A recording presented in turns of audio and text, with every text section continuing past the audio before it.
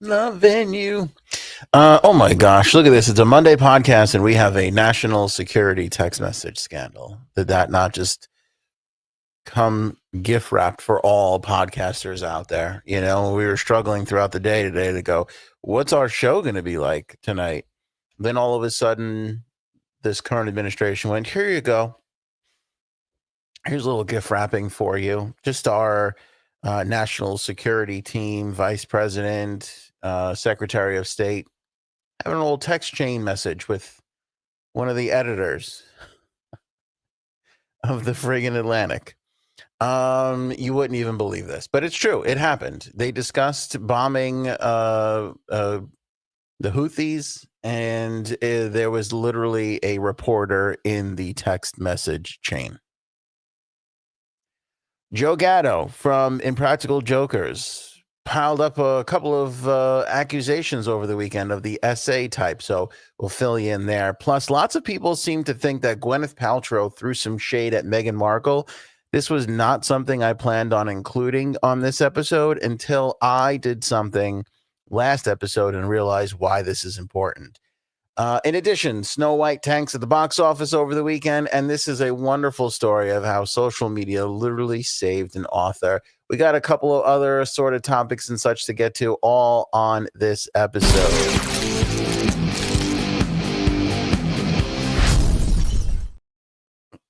This will be an everlasting love. Okay, so, and hello to everybody. Hi, everybody in the live chat. You guys are the absolute best. If you're not aware, we have a live chat on YouTube, on Facebook, on Twitch every episode. We have a Discord that is our live chat every other time that the show is not on the air. So you can join our Discord conversation, link in the description below. And of course, all our links are at anthonyonair.com, where you can become a member and get little special insight information. Discounts on our merch, and of course the pride just knowing that you're supporting your favorite podcast. We're always looking for new members to help us defray the cost of the show. You can join for as low as $2.99 a month. That is less than everything. Literally $2.99 doesn't even cost $2.99 anymore. What? Less than a pack of gum? I don't know. However you want to say it, it's a real steal and it helps us go a long way. Please join our membership area. Link is in the description of this episode, no matter where you're watching and or listening from. Thank you guys for that. So, Signal is like a text messaging app, and it's encrypted end to end, right? So people don't really know what's going on. But Pete Hegseth, Vice President J.D. Vance, we had, of course, I said Pete Hegseth. Let's start that over again. Defense Secretary Pete Hegseth. Let's go for take 3. Defense Secretary Pete Fuck it. Vice President J.D. Vance. Hegseth. Why is that so difficult? Defense Secretary Pete Hegseth. Don't tell anybody I've been doing this for 20 years. Good Lord.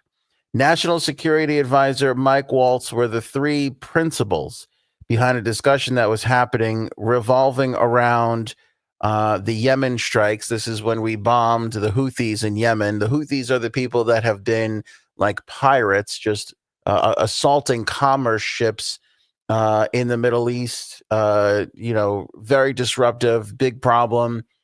We bombed the hell out of them a couple of days ago, weeks ago, whenever it was by now.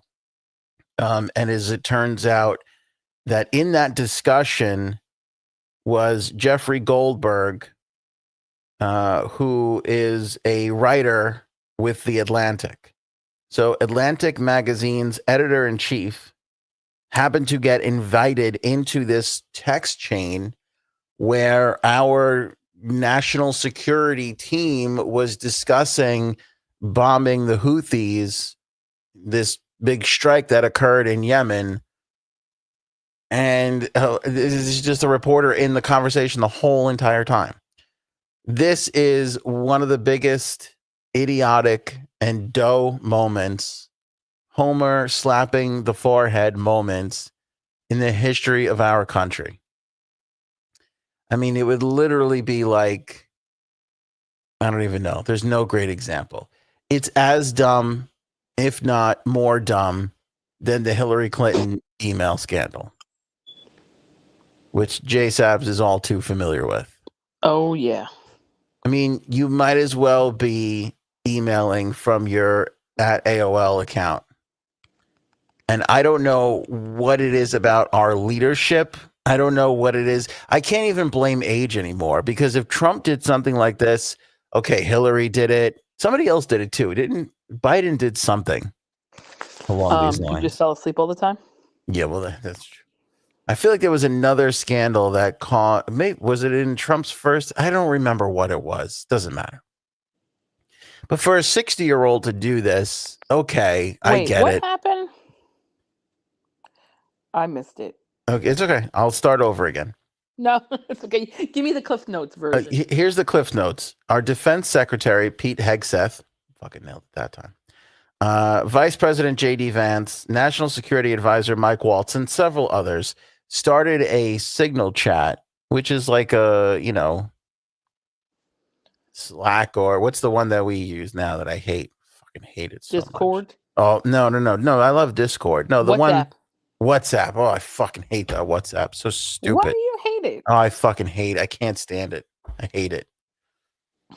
Because I'm a crotchety old man and I'm used to just regular text messages, But anyway, doesn't matter. Back in my day, we texted people directly, and you knew who had a cheap Android plan because they're exactly green. Anyway, they were texting with each other, and they think, well, actually, we know Mike Waltz accidentally invited the Atlantic Magazine's editor-in-chief into the conversation. So they had a member of the press while they were texting back and forth on this app discussing, striking a terrorist group. That you can't do that. What's amazing to me is, and you'll appreciate this, J Sabs, because you're married to an IT person. There's an IT person right now in the White House who has been breaking their ass for God knows how long to keep our country safe. We have whole departments of the NSA, FBI, and CIA that are all dedicated to putting layers and layers and layers of security in between us and our enemies, all so that our politicians can consistently use AOL. I know. And Signal Messenger to just put our plans out into the world. I mean, we're literally at the point where we're inviting the media into these war plans. And there's an IT person right now just drinking themselves silly at this point. Their work is meaningless. They nobody cares. Nobody gives a shit. Right. All the government members have phones that are specifically outfitted so that they can message and email one another using secure servers so that this information does not leak out. Right. And here we have, and to EVH's point, who says, hey, I'm 60, I wouldn't do this. Granted, I give it to you. I'm sure you wouldn't, EVH. But that being said, it tends to, between Hillary and, it tends to be an older person thing. My point is that Hegseth and Vance and all these guys are young guys. They're young people. So I see. It's not like they're 65 and up and it's like, hey, how do I do this? No, they should not. Right. It's not like mom and dad who don't fully understand technology. This is the Pete Hegseth is a young guy. J.D. Vance is a young guy. He's the vice president of the United States of America. You think somebody would have went, hey, let's move this conversation over to a secure channel? No, they're literally on Signal going, what time do you think we should blow up the terrorists? Okay, here's my thing though. Here's my thing, because it has happened to me where I've texted the person I was talking about them. Oh. How could you?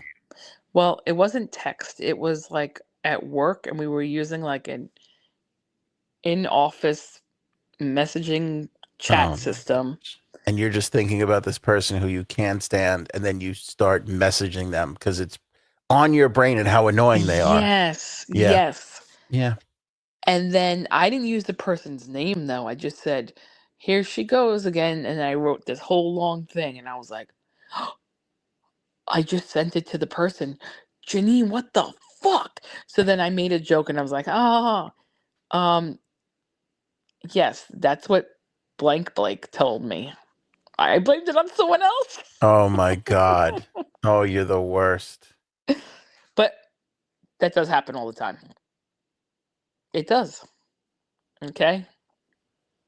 Okay, but I understand. But imagine if your little faux pas there had the safety of 365 million Americans Right. tied You have to to it. make sure you're texting the right person or the right person is in the chat Yeah, let's just make sure. Let's double or check. not in the chat, right? Yeah, let's double check it. Or let's use the systems that were put in place by the security officials associated with the CIA, the Yeah, NSA. it's a little weird. Yeah, I mean, it's not hard. They have all these special things for you people. Just use it. Who's like, let's start a signal chat, everybody, and talk it up about what. And here's the Right. worst part about this. It just, I mean, there's long been rumors that Trump and Vance are like not getting along. Oh, really? Well, yeah, I mean, there's been little hubbubs and little thing buzzes in here or there. Vance was against the whole thing. He was against it because he's like, hey, we just went through Europe and told Europe that they got to figure out their own shit and it's up to them, you know, to provide their own safety. And we're not going to be the police of the world anymore. And if they want to help, you know, if people want to help the Ukraine, then it should come from Europe. It can't just come from the United States. They do all these things. And then we decide to attack this Houthi terrorist cell, which they deserve it. But as Vance points out, I think something like 3% of U.S. trade runs through the Suez Canal, where 40% of European trade does. So Vance was texting that he said there's a risk here that the public's not going to understand this or why it's necessary. He's like, I'd like to delay this. But he says, and I quote, the strongest reason to do this, as POTUS says, is to send a message. I am not sure the president is aware how inconsistent this is with his message on Europe right now. There's a further risk that we see a moderate to severe spike in oil prices. I am willing to support the consensus of the team and keep these concerns to myself, but there is a strong argument for delaying this a month, doing the messaging work on why this matters, seeing where the economy is, etc. So Vance is basically saying the president's message in Europe right now is take care of your own shit, and here we come, going to take care of something for them. And then he says the president is I'm not sure the president is aware how inconsistent this is with his message. Little insulting to Trumpy. I'm sure he's not going to love hearing that. No. Yeah. Interesting. Robin does have a good question. How did Frankie take it when you texted him that you hated him? I know, right? You should text him right now in the podcast chat And say I'm sorry. Yeah, because I think he's previously engaged this evening, and which I think means he's drinking by himself. Oh yeah, well, About to take some swings at bedroom furniture. right. That's usually what that means. Anyway, not a great look for the United States. Not a good look for. And then they had Pete Hegseth, this fucking guy. I mean, this guy, I don't even know if I have it up anymore. I don't think I do. But they got Hegseth out on the runway when he was landing somewhere, and they were like, "Hey, you want to explain how this happened?" And he basically took a shit on the Atlantic, talking about what a piss poor paper they are. Oh, here we go. Yeah, this is just. I have to put this on screen. I'm sorry, because it's just highly stupid. What Pete Hegseth said, and it's really, really stupid because he's a media guy. He worked at Fox. So you should know you can't you can't fool people, you know. All right, Right. this is from C-SPAN. Thanks to C-SPAN for this on their social media channel. Here's Heggies, as I like to call him. Here's Pete Hegseth getting the question Heggy. coming off of a plane. Your information about war plans against the Houthis in Yemen was shared with a journalist in the Atlantic, and were those details classified? You're talking about a deceitful and highly discredited so-called journalist who's made a profession of peddling hoaxes time and time again, to include the hoaxes of Russia, or the fine people on both sides hoax, or suckers and losers hoax. So this is the guy that peddles in garbage. This is what he does. I would love to comment on the Houthi campaign because of the skill and courage of our troops. I've monitored it very closely. Okay. See, this is what bothers me, because he's playing a right-wing card here, right? It's a I will just talk to the Fox News folks and tell them it's the left-wing media making shit up again. But it's not, because you invited him in to the chat and he released screenshots. By the way, he didn't release screenshots of any confidential information. Nobody told Hegseth, I believe at the time that he was asked this about an hour ago from C-SPAN, nobody told him that the Trump administration already confirmed that this was real.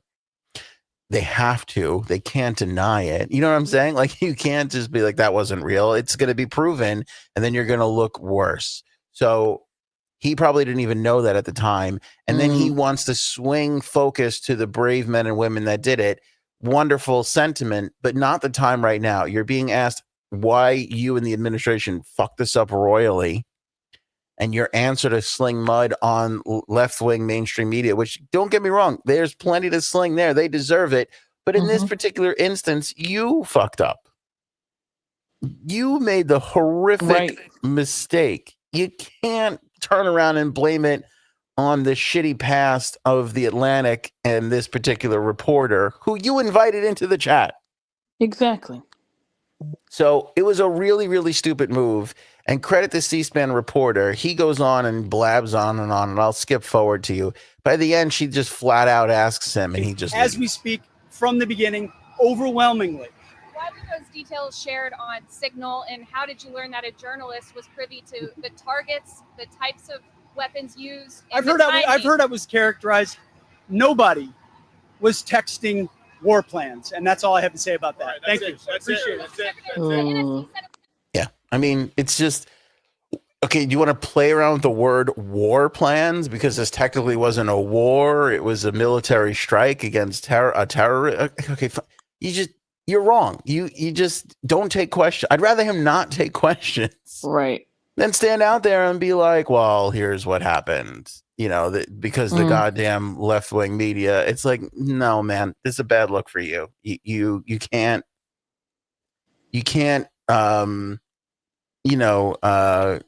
sound bite your way out of this one. You fucked up. Right. Fucked up. That's it. Just say oops and that's it. Go on. Yeah, don't take the question. They hit Trump with the question. He couldn't answer it either. You know, he had a hard time coming up with an answer. Granted, he was doing a press conference for something else, so they really caught him. Right. But I mean, I could play that for you too. I don't know if you want to hear that or if you care enough to hear that. Here's 2 seconds for everybody so they get all the day's news. Look at us being informative. So yeah, this was earlier today. Hold on, let me get volume. Sensitive material through Signal and included an Atlantic reporter for that. What is your response to that? I don't know anything about it. I'm not a big fan of the Atlantic. To me, it's a magazine that's going out of business. I think it's not much of a magazine, but I know nothing about it. You're saying that they had what? They were using Signal to coordinate on sensitive materials and having to do with what? Having to do with what? What were they talking about? With the Houthis. The Houthis? You mean the attack on the Houthis? Well, it couldn't have been very effective because the attack was very effective. I can tell you that. I don't know anything about it. You're telling me about it for the first time. Which give him credit. I mean, he literally he said, I don't know if it could have been effective, but the attack was effective. At least that's a turn of phrase that you can get behind. Like, you know what I mean? Like, Right. this guy knows how to do it. He knows how to wiggle out of shit. This guy, he's been doing it his whole fucking life. But the best part about his, like, I don't know if you caught it, like the look on Trump's face is just like signal. He has no idea what that is. He hasn't the slightest fucking clue what signal is. So I just found What's that? Yeah. I don't know what that is. I text in Truth Social. That's it. Anyway, God. big blunder today, big embarrassment today. I think, again, as worse as the Hillary Clinton thing, maybe even worse, because you get a lot of young people in there that should fucking know better to even be having these conversations. And it's even worse because we're behind the Hillary thing. Like, did nobody learn in the goddamn government? No, that'll never. It's fucking unbelievable. You know, I was just because people just don't know how to do things right in this life. I was talking to my friend who works in a bank, and he said every single day people are scammed. He said, meaning like they get a phone call or a text and they just believe everything. And it's like, this is how you get in trouble, people. And they send money, you know, they make it like, oh, your grandson's in an accident, send money. Wait, I don't know what my point was. It'll come to me. I don't know what I meant to say. You know what they're doing now, though? They're literally using AI to reproduce people's voices. Yes, they did that with my cousin. Did they? Did I tell you? Yeah. My aunt gets a phone call saying my cousin wasn't in. It was her. Hi, Mom. It's blank. I was in an accident. I hit a pregnant woman driving a car. I'm in jail. I need you to send me, I think it was $15,000. And my aunt was like, oh, like stunned, shock. And she said, for some reason, even though it sounded just like her, she was like, I feel like I have to call my friend who's a lawyer. The lawyer's like, she's like, what should I do? Should I send the money? What can you help me out? And she's like, call your daughter right back. So she called her because it wasn't from her cell phone. It was from the jail, you know, quote unquote. And my cousin's like, hi, Mom, what's up? And she's like, where are you? And she's like, at work. And she's like, what? She said it was so scary. But how they do it is they will call your cell phone. You'll pick up and say hello. And they could use, just from you saying hello or yes, they can produce a whole conversation. Isn't that crazy? Crazy. It's so crazy and nutty. It's unbelievable.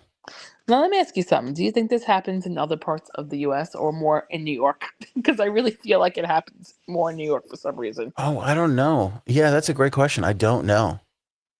But I literally, I swear to God, I have a safe, like a safe word. Wrong choice. God. We have like a password, though, with my parents. Do you really? How come? Yeah. Crocs and socks. I was like, this is the password. It's Crocs and socks. Like for what exactly? No, I literally set up a thing with my mother because she panics. She absolutely panics. And there is plenty of my voice on the internet to steal. Yeah, if they can grab it out of yes, they can definitely get a convincing version of me saying something. And she's been not a victim, but something happened to her where they got not bamboozled, but it wasn't good. And I was like, I had heard now this. I want to know. Come on. I can tell you the details are so boring. It's so fucking boring. But anyway, long story short, it wasn't even their fault, but something happened to them. And something happened to somebody else I knew, similar to what you were just saying. And I told my mother, and I go, you know, people are like setting up like passwords with each other, like little things that only we would know. Mm-hmm. I was like, I think we should do that because if you ever get a call from me and there's something wrong or whatever, like you need to Right. confirm it's me. And so she was like, all right. Turns out I was talking to an imposter of my mother. So that I was was, going to say, were you sure it was your mother? no, it wasn't at all. So, but So anyway, you revealed, yeah. I gave the imposter the password, and anyway, $10,000 later, we figured it out. We got it done. Well, this is it is like messed up, but it is still funny. At one of my friend's companies, and like a spam email was going around saying, "Hey there, I know you work for this company, but I saw you masturbating on your. I saw the video. You left your video open, and while you were masturbating to porn on your computer, I recorded you doing that." Oh my God. And guess what? The person really believed it, and he was going to send him $1,500. Holy shit. And then for some reason, he asked his computer guy, who was like, "Yeah, that's scam." And the guy was like, "Oh God, thank God, because I wasn't doing that." And I was like, "Okay, he got caught." Yeah, right. By the way, But- you could have gotten 1,500 out of me for that easily. Right, but- Easily went for that. Also, he wasn't the only person in the company to have gotten that email. There was like 10 other people, similar email, not exactly the same, but they all said that they caught them jerking off in front of the computer. That's funny. I never heard that, but I heard the go buy some gift cards emails. That happens. The what? Go buy some gift cards.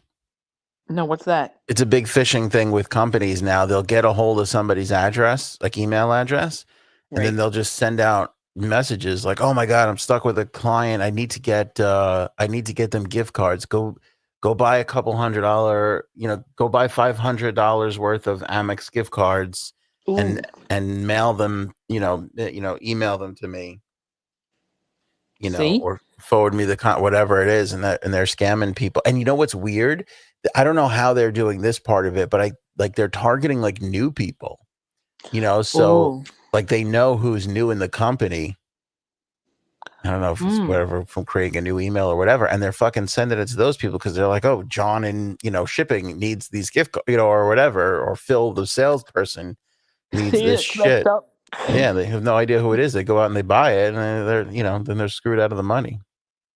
So, CC stars worse than Hillary, not possible. It's worse than Hillary just based off the fact that it came after Hillary, is my point. Right, because you should learn your lesson. Should know better. You should be the Republican administration should be looking at Hillary going, "What a fucking idiot."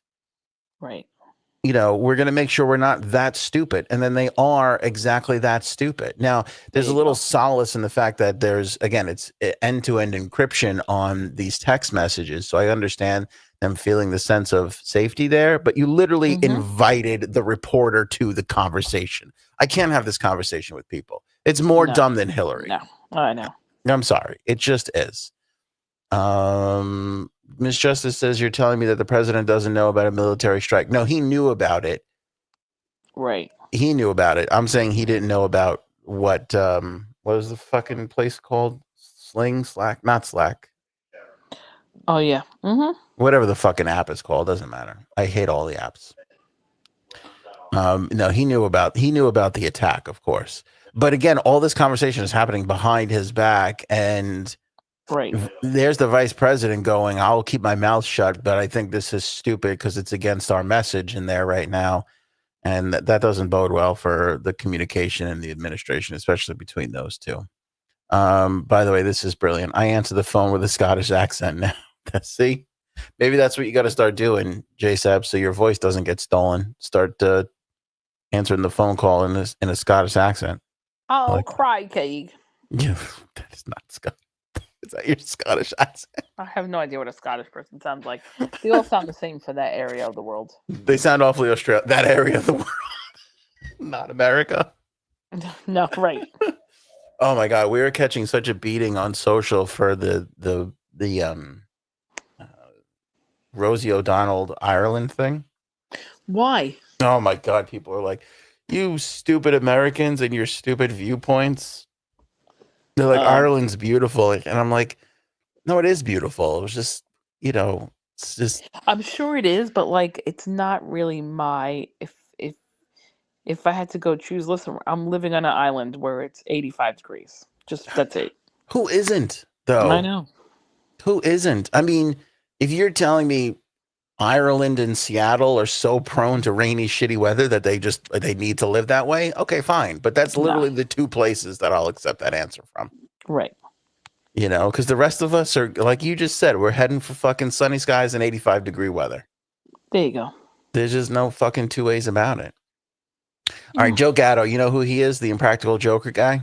Of course I do. So he left Impractical Jokers years ago, and people were speculating that there were some oopsie daisies in his closet. And then he did this whole thing that he was working on his marriage with his wife and everything like that. Over the weekend, I fell into this Joe Gatto algorithm because this woman comes across my feed and she's like, yeah, I was assaulted by, I was SA'd by Joe Gatto. Well, like, I went down a wormhole and go ahead. So I'm like, okay, I got to see what this is. And what I found interesting is the video that I first saw was going viral, and basically this had happened a long time ago, and she had been talking about it. But for whatever reason, there's like a trend. Oh, you know that trend where it's like, oh, little does she know, in 3 hours, this is going to happen. And it's like it's a video of yourself before something happens. So that's what went viral. Then I go back to her other videos, and she has all this stuff posted about Joe Gatto and everything else. And I went down the rabbit hole with her. I listened to her whole story. I watched the whole thing. A lot of victim blaming and shaming and everything, but it went so massively viral that he responded to it right away. And that was dumb. And this is the reason why people don't talk, because as soon as he responded, like an hour or two later, somebody else came forward. And then they started getting a lot of heat on social. And now we're like, how many more people are going to come forward? He had this he left the show. He's still doing stand-up and all the other funny things. And now everybody's coming. There's a lot more coming out of, no more other accusations, but there's a lot of people coming out of the woodwork going, this guy was wildly inappropriate and has a thing for the youngins. Like one girl was like, I met him when I was, okay, hold on. Somebody told People magazine that she met him when she was 15. And she claims that once she turned 18, his behavior shifted and he became very flirtatious. Okay. So fucking creepy and weird. Although respect a little bit, 4% of respect on this one that he waited till she was 18. Still creepy though, because I don't think he did that all the time, but that's an assumption on my part. I don't know. But this other girl, here's what's so weird. I'm going to tell you her story.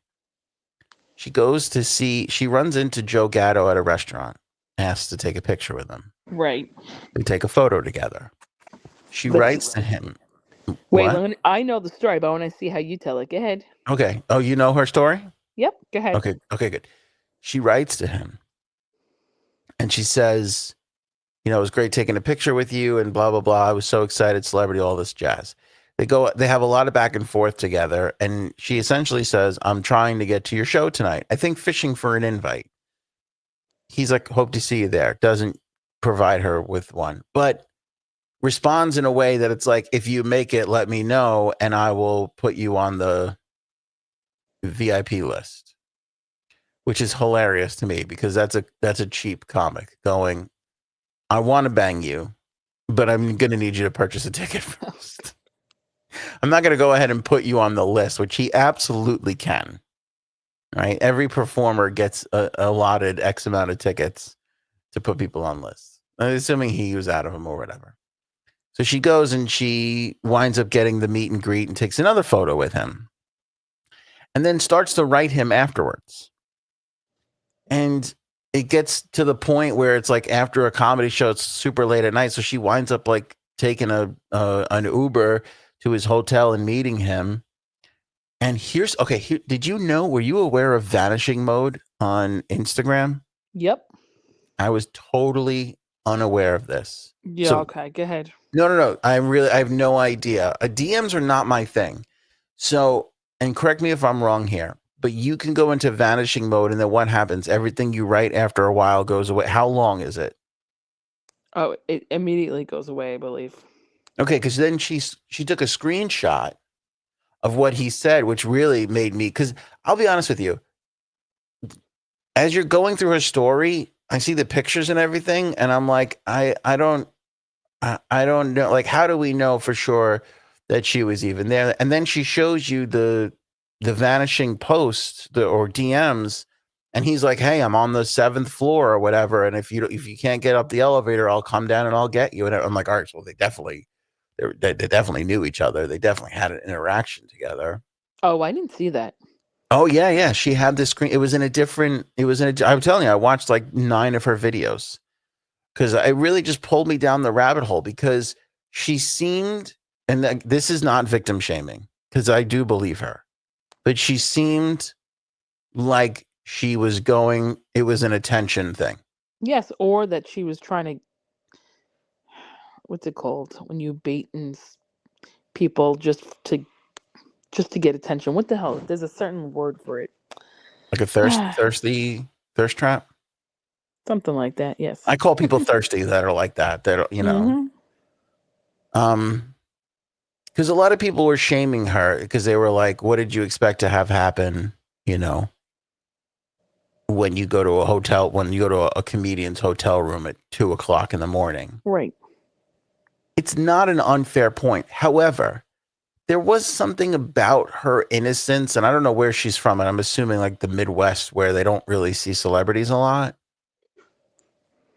I mean, Right. where I don't think first of all, maybe she thought something would happen, but if she didn't want it to happen, even after it started, it should have ended there. You know, and she posted a picture of her rear end, which had a huge black and blue on it, which she says is where he bit her during the course of the night. Did you see that photo? No. So it's this weird thing. Yeah, it's this weird thing where I'm listening to her and I go, just because you go to somebody, even when you go to somebody's hotel room at 2:00 in the morning, doesn't mean you have to go all the way through with what they have in mind. That's the first thing. Yeah, sure. Even your wife? Well, forget it. Well, because that's just what I was going to say. It's not like I think it's victim shaming to give her shit for that. But at the same time, I'm thinking about my own daughter when she gets older, and I mean, I don't even know what I would do if she said if she wakes me up and goes, I'm going to go meet this. Like, it's great news. This comedian wants to meet me, and it's like 2:00 in the morning.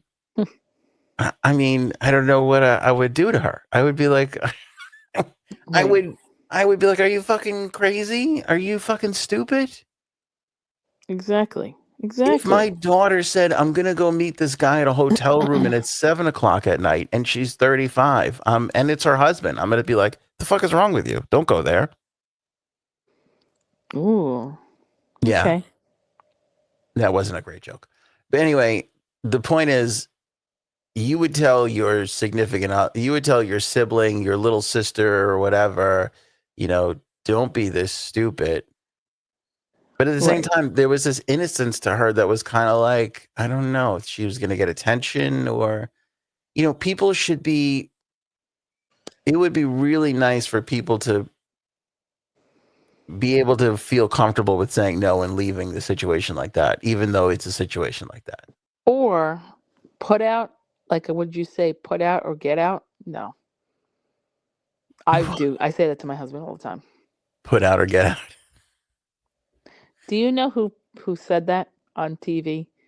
Mm-mm. If in the comments, this was from a sitcom in the 90s, and he said, put out or get out. If you guys can tell me what show that is from. I have a guess. Go ahead.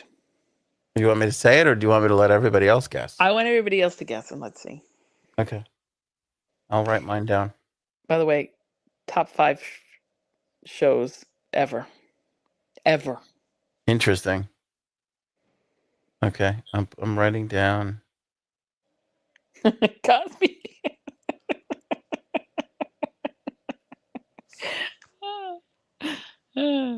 Did you see what Paul wrote? He wrote Cosby. Paul's That's hilarious. that's why I'm laughing. Paul's on a. I'm telling you, Paul's on a streak like I've never seen before. Joey Friends. That's a good guess, but no. Come on, someone has to get this. I'm loving my guess. I think I got it. I got it written down. There's only been 3 so far. Paul also said you don't have to swallow. That's a good point. That is True. It's going back. That's a Friday night, Friday episode reference right there. Well, see, no, it's sort of a Friday night reference, but not completely because we didn't talk about swallowing versus not swallowing. It was just the deposit, where the deposit was made. Mercury said my dad would give me the look that would send me back to my room. Yeah, exactly. Like I like it's heartbreaking. And this girl was like, I was with my sister, and I think she said with her mom, or she was visiting. Her mom. Mm-hmm. It was her mom, right? Yeah, it was just. Peter's got it. Okay, you ready? Yeah, I bet he has it. He has it. Yep. Do you remember what episode that was? I don't, but it just sounded like Married with Children to me. Pretty sure it was when Kelly was going in this guy's car and he told her, put out or get out. Classic. And I remember watching that going, what does that mean exactly? Somebody was talking about that the other day, when you laugh at a joke, but way before you really get it. Yeah. Like as a young kid, like a sexual joke, and you laugh at it, but way before you really, really fully get it. Yeah. Mm-hmm. Oh, good guess, Miss Justice. The Charlie Sheen show. Men. Oh, 2.5 Men. Wasn't that the show? Yeah. Men's. Yeah. So, by the way, and here's just to put a little topper on the Joey Gatto thing. He put out his like little statement there. Again, way too early. And he was basically, I can't find it now, but he was basically like, oh no, here it is. He put out a statement to Page 6 on Saturday saying, quote, I have used poor judgment and as a result have violated the trust of the people I love the most. But anyone who knows me at all knows full well that I wouldn't assault anyone. Working on myself is an ongoing process, and I am now going to take some time away from the public eye to focus my energies where I need to. Oh. Yeah, see, the thing is, I do believe that he wouldn't do that. I really do. I disagree. I don't really know how 100% true it is. I'll say that. I disagree because I just feel like he's a man. Men are so shitty. You get a guy, he's had maybe one too many. I mean, the thing is there's such a pattern on this to young and innocent women, and it's like, again, it's just 2 women that have accused him of whatever. But I also saw tons of people coming out of the woodworks now that were like, yeah, this guy was a dick on the show or on the set or whatever, and he seems to be like one of these guys that wasn't in entertainment and then was in entertainment and then had everything kind of handed to him and then just can't handle it. Okay. It's like that, who's that Spanish guy? Something Kings? That guy on TikTok? He was always arguing with his wife. Oh, I know who you mean. I don't forget. The full name. Raised by Kings or some bullshit. I don't know. Cuddles knows it. He's another one. It's like these guys, they make like the guy is fucking hilarious. He's not a stand-up, he's not an actor, but he just decides, I'm gonna write these little skits with my wife. Just film myself. It's some of the most funny and original material ever. They're getting divorced. And everybody's speculating that he was cheating or he was doing whatever or whatever. But it's like, it's unbelievable, these people that get a little bit of a little bit of that fame, and then all of a sudden Right, that's it. they can't fucking hack it anymore. Who's the guy on TikTok that you like who always yells at his wife and now they're getting divorced? Gotta ask Cuddles everything. Like an old man. It's like I'm running the national Back in security my team. day. Yeah. I just don't know where I am or what's happening. Are you just here for the Meghan Markle bullshit? No, I'm here. I'm going now. Okay, because I don't appreciate that. I thought you were just here to watch me blow my stack again, which I'm not going to do this time. I'm not going to do it. J Subs is already gone. She's already gone. Kevin Herrera. Yeah, I don't know what his channel is. Only Raise Kings. That's it. Thank you. She's amazing. My wife's so patient. Only Raise Kings. Go back and look at his stuff. It's brilliant. So funny. But the guy's like, all of a sudden, like all his skits are based on him arguing with his wife and all this stuff. And it's all hilarious material. And then one day she just stops showing up and he's not doing the same bits again. And people are like, hey, what's going on? And then they go to find out that he's Splitsville with the wifey, you know, and God knows what happened there. There's so many people that are like that, you know. Anyway, we can't go down at all. Here's the thing. I don't. This isn't me. I want to preface that this is not me. People seem to think that Gwyneth Paltrow took a shot at Meghan Markle over the weekend. I would have not known this. Again, I'm out of the Meghan Markle business. Okay? I mean this. I don't even think she took a shot. I don't even get it. But I have to share it with you because, again, so many people sent it to me. So many people seem to think that that's the case. And then so many people think that Meghan Markle responded, so much so that it got written up in the Mirror, which, again, not the high point of journalism when we're talking about the Mirror. But this is basically what got it all started. Here's Gwyneth's Instagram page. And it's this page over here. I won't play the sound because it's a song and that'll get flagged, but I'll play it without the sound. It's her on a Saturday morning. Everlasting Love is the song, by the way, which is why I was humming that at the beginning of the episode. And she gets a little drink of coffee. She gets a buttermilk biscuit thing, puts it on the tray, puts it in the oven. You know, does a little kick. I don't know if these are like kisses the dog. I don't know if these are replica shots from what Meghan does on her show. Again, I have not watched her whole show. But she's got eggs on the thing. She puts a plate together, and the caption is "My cleaner take on classic breakfast: gluten-free buttermilk biscuits, not so perfectly cooked over easy eggs, and crispy bacon." And people, like, you can see it in the comments below. Look at this Lauren person. Come on, you can do better than this. So sad to me that you feel the need to troll a woman who has been bullied worldwide. The Laura underneath that one. Ew, if you're trying to throw shade at Meghan, this is very déclassé and not so microaggression. And then you can see, and I think this is maybe why people took it this way. Look at Kristen's comment right underneath that. Love this. No fake house, fake kitchen, fake hair extensions, fake friends. Just your beautiful true self. Such a breath of fresh air to see. You think I'm losing my mind over this? Look at people. Look at what people are doing. I mean, I've ignored it. I'm only bringing it up because people keep sending it to me. And I'll share with you in a second the second reason why I'm really bringing it up. And you'll appreciate it when I get to it, believe me. But some of these people need help. I'm sorry. This Lauren Fritsch, I'm sorry, Lauren. But you said that you feel the need to troll a woman who has been bullied worldwide. This is what drives me crazy. Bullied worldwide.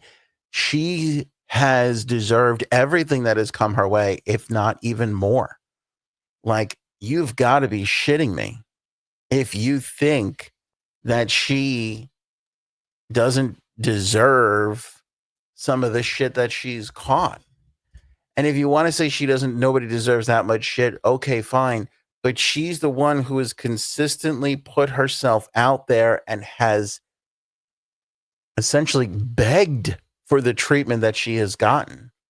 Again, Your Honor, I cite for you evidence A. Nobody asked her to put the waffle St. Patrick's Day fiasco on the internet, and she did. And in 3 seconds, she was found out to again be a fake and a fraud, with even making waffles for her children with green food coloring on it for St. Patrick's Day morning. She couldn't even pull that off in a genuine manner. She was taken to task for it. And now people are going to line up and be like, how could you troll a woman that's been bullied worldwide? No. It's the internet. Everybody is fair game on the internet. Now, I would love to live in a world where we don't take each other down on the internet. I don't know if you know this about your old pal Ant. Despite the latest clips on Meghan Markle, I don't like to take down other creators. I know how hard it is to do this. I've had myself out there for, again, over 20 years being on the radio and the internet. Okay, so I know what it's like. That's why I don't like taking other people down. However, when you're so tone deaf, like Meghan Markle is, when you pretend to be a victim, when there are real victims out there, you have a problem and you need to be called out for such behavior. And then to constantly go back to it and act like woe is me every single time. I'm sorry, but you deserve to be taken to task. You deserve to be called out at the very least. I'm not saying physical harm needs to come to her or anything crazy like that. Like, let's be fair. But you can't continue to pass yourself off like this genuine person and expect everybody to go along with it when you're just not. And you're cashing in on it to boot. Again, I lost my mind when she pretended to be a victim for holding the suitcase on the Hold the Suitcase game show, whatever that was called. And this was right around the time that I'm reading the most horrific things with the Epstein case and all that other stuff. And she's like, oh, they take advantage of me. Well, and I lost my mind that night, and she'll never be able to win me back. Because she's out there trying to, because she was trying to save her podcast, remember? So she did this whole episode about how she was victimized on that show. And I'm like, oh my God, did somebody insult her? And it turns out they just wanted her to hold the case for a long period of time. Like, are you fucking kidding me? And people don't know this, and that's why they defend her. And I get it. I understand that. Like, have your heroes. But in the lifestyle space, we can do so much better. I mean, everywhere, all across the board, we could be doing better in the lifestyle space. You know what I mean? Like, it's just ridiculous. Again, go watch old reruns of Martha Stewart. There's probably a YouTuber out there making, I see these things on Instagram all the time, like wonderful little helpful hints. Go follow those people. Don't waste your time on this asshole Meghan Markle, because she's an asshole. I'm sorry. I know it sounds weird for like a overweight white guy to be calling a member of the royal family kind of like an asshole, but she's an asshole. I have a penchant for honesty and calling people out on their bullshit. She's an asshole. That's all. Lots of people are. There's plenty of assholes. I'm related to a lot of them. Believe it or not, a large concentration of the ongoing asshole problem that we have in the world, you could point to my family, lots of them. And I'm looking at you, extended cousins. That's not to take away from my sister, who I love dearly, or my uncles, or my aunts, or my parents, for that matter. Lots of asshole to go around in the whole family. Lots. But an asshole's an asshole, and she's an asshole. Sorry. It's just the truth of the matter. She's taking us all for a ride, and Netflix is only doing it, as we learned last episode. They're only doing it because they're trying to squeeze more money out of television shows. They found a way to go, well, we can make a little bit more if we do a show like this. And then when she goes to sell her products on, at Target or wherever she's going to do it, we'll get a piece. That's the only reason why she's got a second season coming up. It's because they're trying to make this new model work. So why are you talking about it again, Aunt? I'm talking about it again because last episode, when we found out that Netflix is getting a piece of the products that she plans on selling through her lifestyle brand, I brought up Gwyneth Paltrow as an example. And I said, you know, at least Gwyneth Paltrow is selling, like, if you're going to do this with somebody, do it with somebody of talent like Gwyneth Paltrow. She's got a lifestyle brand. She's got Goop, right? She's been selling vagina candles and all these other things, so on and so forth. I said all this on the air on Friday. And we wrapped up the show, and I felt damn good about it. I thought to myself, damn, Aunt, that was a good one. I'm just patting myself on the back, walking around the studio here going, good job, big man. Way to go bringing up that Gwyneth Paltrow point. Who's going to argue with that? It's a great point. You cannot argue with it. Gwyneth Paltrow has been doing what Meghan Markle is starting to do for a long time and has been doing it way better. We all poked fun at Gwyneth for the vagina candle, okay?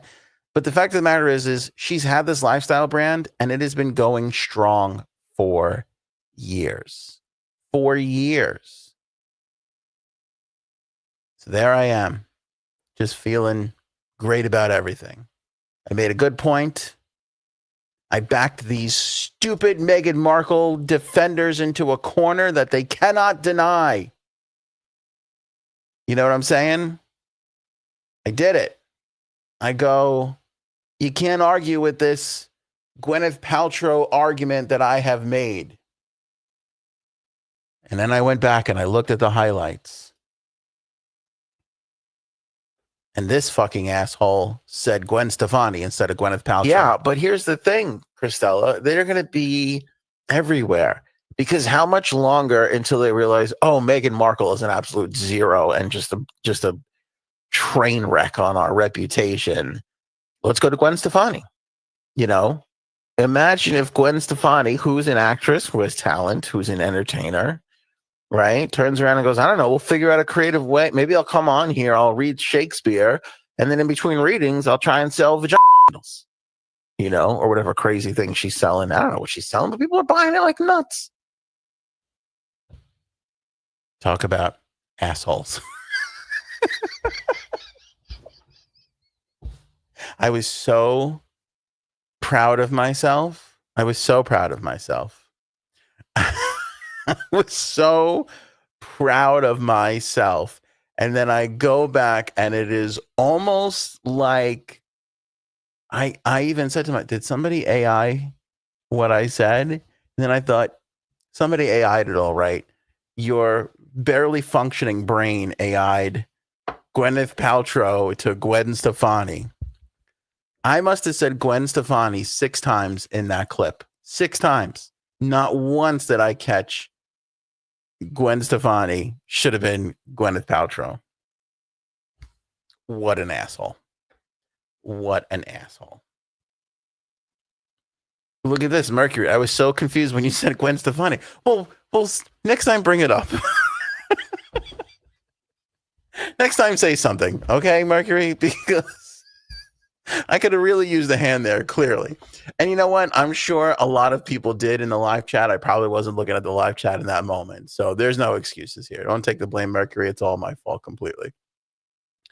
But I just thought, and then so the you know, so now we're talking about it with the team, and I'm like, I don't know if we could put this out. And I'm not going to say who, but somebody looked at me and went, you need to literally put this out and take your medicine. Like, you can't just be on your high horse and then be hiding a mistake like this. And I was like, fair enough. Fair enough. So out it went to look like a complete and total idiot. Yes, this is a good, see, Bird knows, never hold back on telling Ann he's an asshole. No opportunity wasted. Yes. You need to jump on every opportunity that you can to call me out for being an asshole. If I'm going to act that way towards other people, you all should act that way towards me. There's no doubt about it. So we put the clip out this morning. I'm going to take my medicine. I'm going to take it on the face Lots of people commenting on it. Not so much on Instagram where I played that clip from, but some people were jumping on it on some of the other social media networks. So, yeah, a little bit of fake news there. I was actually hoping to use Oceania as an excuse because I'm like, maybe, you know, how the toilet water goes the other way in Australia. Maybe in Australia, Gwen Stefani is Gwyneth Paltrow. But I racked my brain on that bit for like 20 minutes and realized that there's nothing there. I can't make that funny.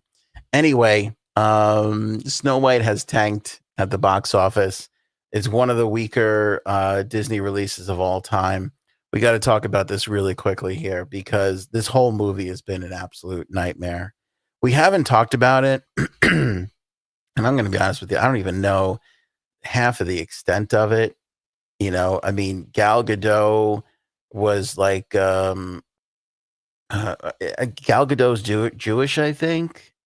And she, you know, it was coming out for Israel throughout this whole thing. And then the girl who plays Snow White, I don't know her real name. We're just going to call her Snow White. She was like, well, Palestine's got a point, free Palestine, whatever the fuck she said. I don't even care. It doesn't even matter.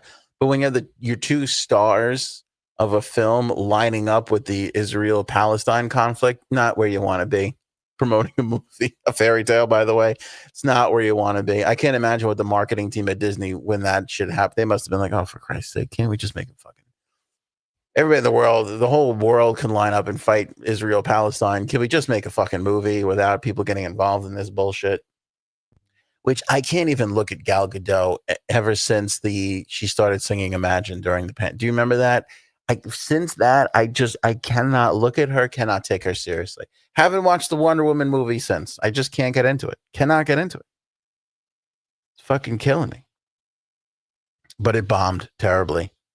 $43 million opening coming off of a $270 million production cost. That's before marketing, which they usually either double or add another $100 million onto to market a movie. I think it's the lowest live action that Disney has ever had. There was a couple others that were like Mufasa did worse, but Mufasa wasn't a remake. Mufasa was a prequel. But I think they've either tapped this well dry or they just can't get it. Because on top of the Israel-Palestine thing, then instead of they were blamed for being too woke. I might have this wrong. I didn't care enough to even research it. So if you want to correct me here, please correct me. I hope you do. But just know that I didn't give a shit enough to even look it up. I heard that they didn't want to get into a weird thing with the little people. And so instead of casting 7 little people to play the 7 dwarfs, they just went with CGI. And then Peter Dinklage got pissed. And I don't know if Dinklage got pissed because he's like, you know, hey, we're fighting stereotypes. We don't want to play 7 dwarfs. Or if he was pissed because he was like, hey, that's 7 jobs people who don't get jobs that often could be getting. Why are you CGIing us out of this? And by the way, don't both those arguments sound right? So I don't know what the deal with that was, but I probably would have not CGI'd the dwarfs, the little people, whatever you want to. Don't come after me. Just trying to express an opinion here. I probably would have employed 7 more people if I could have. I mean, I know it sounds weird to say and there's bad treatment, but back in my radio days, we had a couple of the people, an actor and an actress who played the Oompa Loompas in Willy Wonka, the original Willy Wonka, came to the radio studio one day to do an interview as they're doing like an appearance. They had something going on. And there was very few times that so the radio station that I worked at was like 5 radio stations. Was one of my first radio gigs. And so there were like 5 radio stations in the company and it's all on the same floor. And so whenever like a celebrity would come in, you know, people would kind of like look and mill around and do all that. Sometimes somebody would come in and they would want the whole company, like all the office people, like the secretaries and the accountants and all. They'd want them all in the room to make it sound like a big deal. So that would happen. Very rare did people voluntarily like, oh, I have to go meet so-and-so. And it was like the entire company. Like there were some people there that didn't give a shit. There was a couple of salespeople there that were so cold. They never gave a shit who showed up. We could have been like, hey, the real Santa Claus is here. And they would have been like, I don't have time for that. But when these actors came who played the Oompa Loompas, everybody there from 20 to 65 turned into a 10-year-old. And we're so fucking thrilled just to be in the room with these people. And I looked at them and I was like, holy cow. And I said to their manager, handler, publicist, I don't know who it was, but I go, you don't understand. Like, nobody told us, like, the whole company is here. Phone calls are not being answered. People that are calling to give us money are getting nothing because everybody's in the fucking room just to be here to hear some Willy Wonka stories. And she goes, this is everywhere they go. She's like, this is everywhere they go. She's like, sometimes we have misses, like sometimes like they do car dealership openings and nobody gives a fuck. She's like, but for the most part, people want to meet them. They want to hear a Gene Wilder story. They want to know what it was like to be in the factory. And they want to just talk to the Oompa Loompas. And the people who played them are the closest that they'll ever get, because we were talking about that. We were like, they're just actors. They're not real Oompa Loompas. People know, but people still, they just want to know because it's Willy Wonka means so much to a lot of people. They just wanted to be close to these people. And in that moment I go, these people, these two actors took one job 40 fucking years ago and they're still making money off of it today.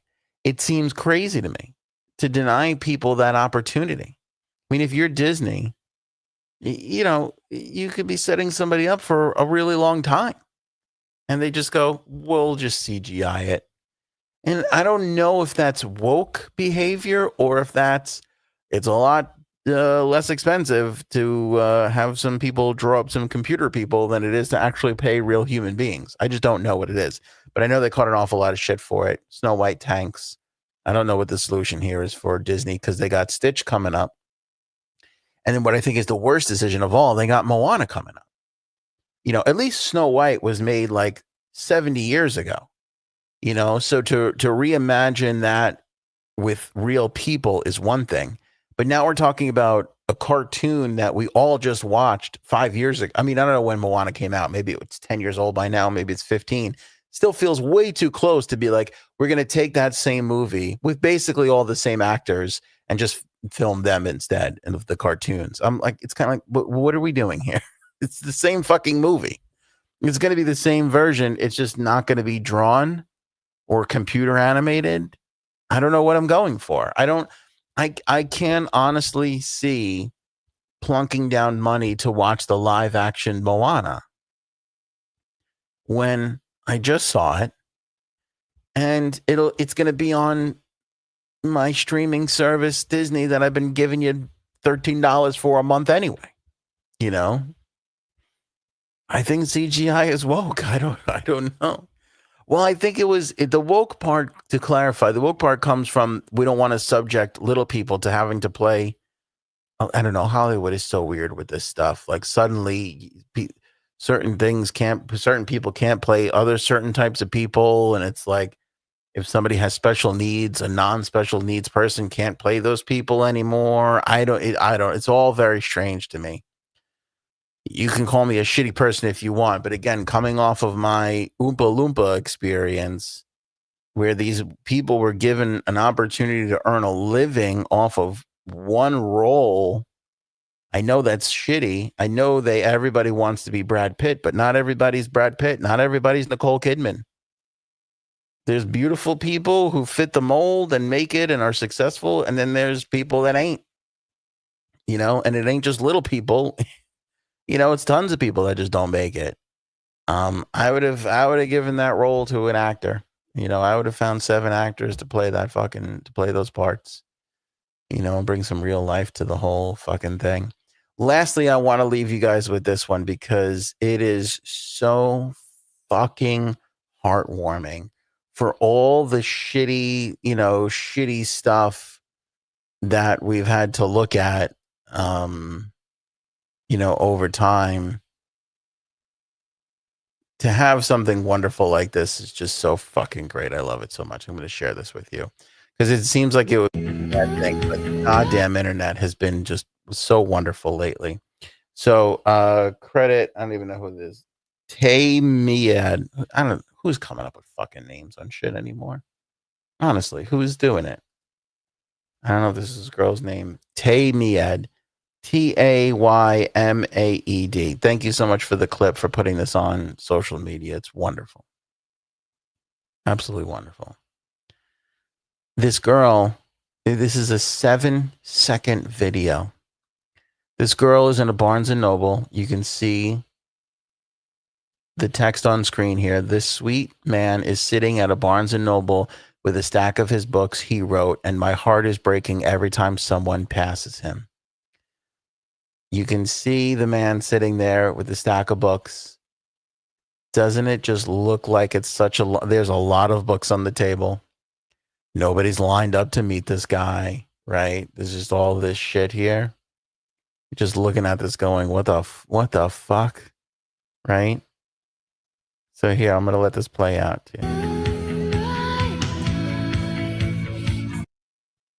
That's it. And she just zooms in on the guy a little bit, right? He's looking at his phone. He looks over to her.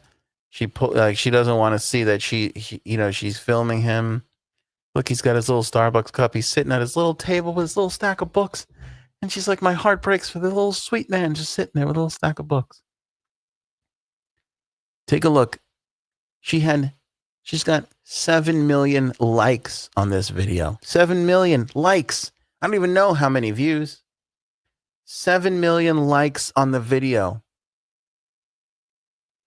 So I go, I wonder if somebody found this guy. Shoot over to the comments section. Sure enough, his name is Jonathan Stanley. He wrote a huge thank you, which got 1.5 million likes to his little comment. And you click on his little profile. And I know this because I watched a video. He's only got 2. He's got one video that reached 2 million views. He's got another video that reached 1.5 million views. When he put this video out that you see running on the screen right now, he thanked everybody. And he said, I got 200,000 followers in 24 hours. Now look, he has 402,000 followers. Is that not the most wonderful thing you've heard all day today?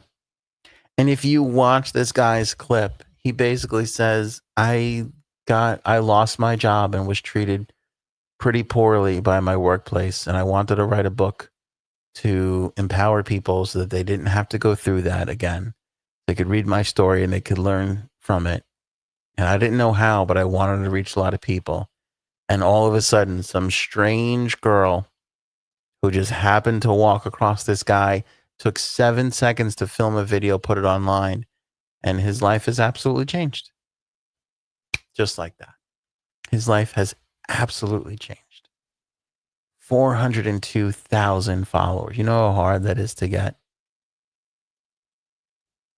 But the underlying thing here, and the reason why I bring it up, and I want everybody to keep this in mind. The underlying thing here is, yeah, there's an algorithm at play here, but what's really at play is people and their humanity.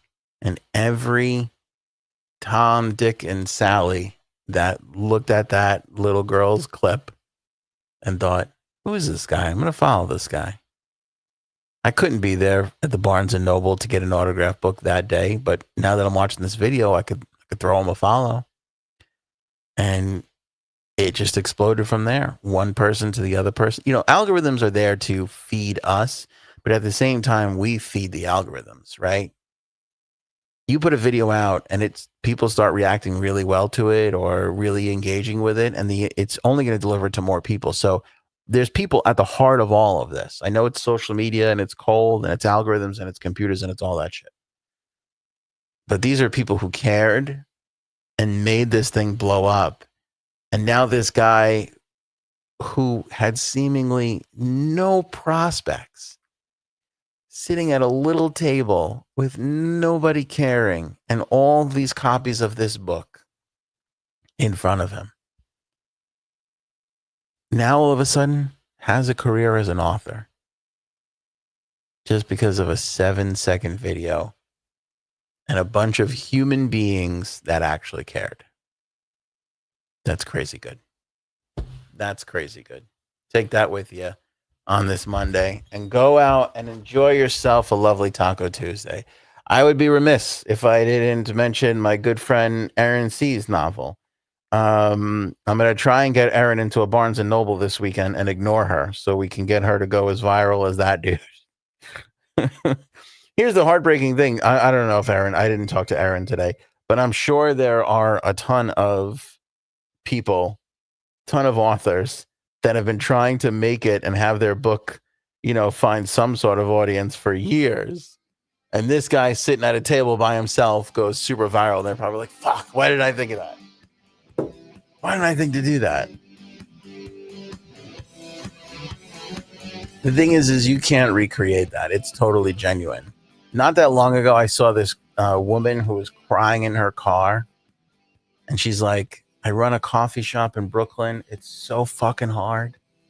Coffee is so shitty. And she's like, I spend more money to get the best coffee and I don't charge people. And my fucking landlord's raising my rent. We're going to go out of business. I'm going to lose it. I'm losing everything. I'm asking for help. Can you help me? That clip went so fucking viral. One of the Jonas brothers, I want to say Joe, doesn't matter, saw it and was like, I'll be by for coffee. And he did. He went and got coffee. Everybody started following this girl. They saved her coffee shop. Isn't that fucking wonderful? I love stories like that. We can't just always focus on the shitty stories. Sometimes there's wonderful, heartwarming stuff out there that we have to share with one another. Share this with everybody. All right, we'll see you guys on Wednesday. Enjoy that Taco Tuesday. Like I said, I love you all. Show me potato salad. Maybe we should go now. Go ahead.